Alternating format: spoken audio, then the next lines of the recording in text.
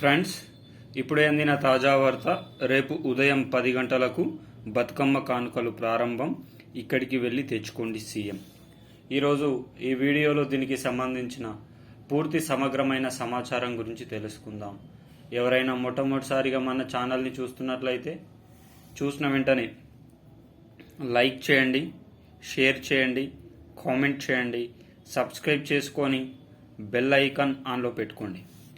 తద్వారా ప్రభుత్వం నుంచి వచ్చే ముఖ్యమైన సమాచారం నోటిఫికేషన్ రూపంలో రావడం అనేది జరుగుతుంది. ఇక ఆలస్యం చేయకుండా ఈరోజు ఈ వీడియోలోని వివరాల్లోకి అయితే వెళ్ళిపోదాం. మాజీ సీఎం కేసీఆర్ గారు ఉన్నప్పుడు బతుకమ్మ పండుగ వచ్చిందంటే చాలు, ఇంట్లో ఉన్న అక్క చెల్లెమ్మకు ఒక్కొక్క చీర చొప్పున ఇంట్లో ఎంతమంది ఉన్నా పంపిణీ చేసే కార్యక్రమానికి నాంది పలకడం జరిగింది.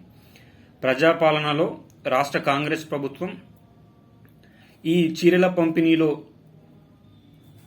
మోసాలు ఉన్నాయి, ఈ చీరల్ని ఏ అక్క చెల్లెమ్మ కట్టుకోవట్లేదు, దాని ప్లేస్లో నగదు పంపిణీ లేకపోతే గిఫ్టుల పంపిణీ కార్యక్రమం చేస్తామని పేర్కొన్న సంగతి తెలిసిందే.